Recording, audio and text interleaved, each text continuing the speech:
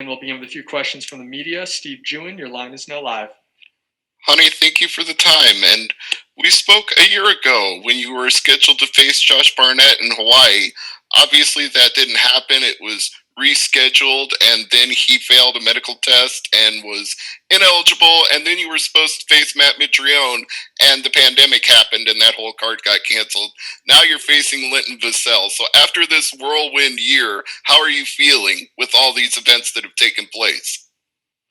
I'm feel good, I'm feel first of all I feel a little sad because the fights don't happen twice, but I can do not for this, And right now I have the opportunity to fight Linto. I'm so happy for that and waiting for Thursday night.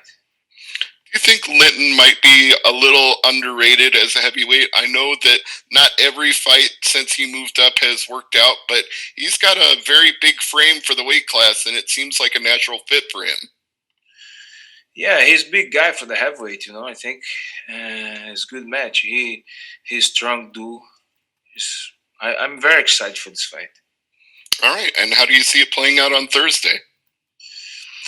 I tell you before, I train everything. It's hard I come here and say I'm gonna submit him because in a fight you never know. Sometimes you see the opportunity, they put one hand and the fight is gone. But I'm waiting in the stand up, I'm waiting in the grapple, everything. Jay? Thanks very much. And honey, welcome back. One of the side effects of being sitting for so long, you've been able to watch all these fights in the empty arena. How do you expect it to be when you go in there? Are you looking forward to the experience, or would you rather have the fans present? Sorry, you can ask Are again. you looking forward to having no fans there, or do you prefer fans in attendance? Oh, always I prefer fans. The crowd I think is better for the fighter. You push you, I think it is nice for the show. But I really understand the situation right now, and I need to follow the rules.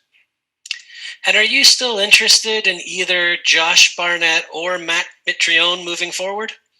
Of course, Josh Barnett. But right now, my focus is in Lintor. He very talented fighter. He fight for he challenged twice in the light heavyweight. I tell you before in Phil's interview, it's hard for you. You fight for the title one time in a big promotion, because I have a lot of killers there, and he do that for twice, and he very tough dude.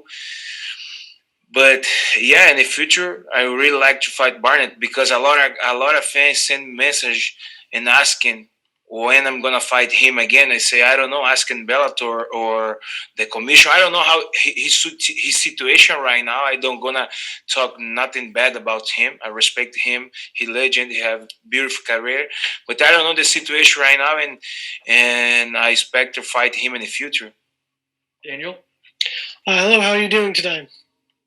Good. Thank you. Thank you. Knowing that you've been gone for a while with your stint with the PFL, is there a sense of fatigue with you when it comes to training multiple times for all these matchups, knowing that they're going to get canceled due to injuries or the COVID pandemic? Is there anything that concerns you with your upcoming matchup, knowing that you've trained many times for these fights? Uh, it's hard. You do full camp train for one fight and coming week the fights don't happen. But I think it's nothing affected. I think is I train. I think I fix something. I have mistakes, and right now I have the opportunity to show everything the inside the cage. Dunno? Hey, Ronnie, how's it going?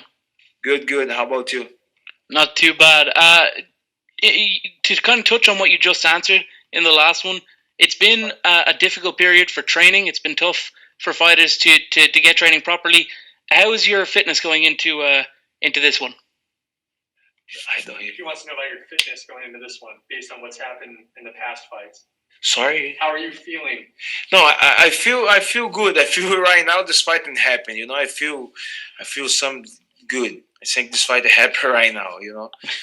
and I'm very excited for this fight, man. I stay away from my family for 4 weeks, for 4 months, because for the COVID, the coronavirus situation. After the Meteorons cancels, I'm going with my family in Brazil for vacation 1 month, and the American consulate they shut down, and my family can't come back because cannot renew the visa for pick the stamp, and my family is still there. In the last 4 months, so hard for me, and especially the 4 months because my little baby she feel a lot, and man, I'm very excited to win this fight and back with my family.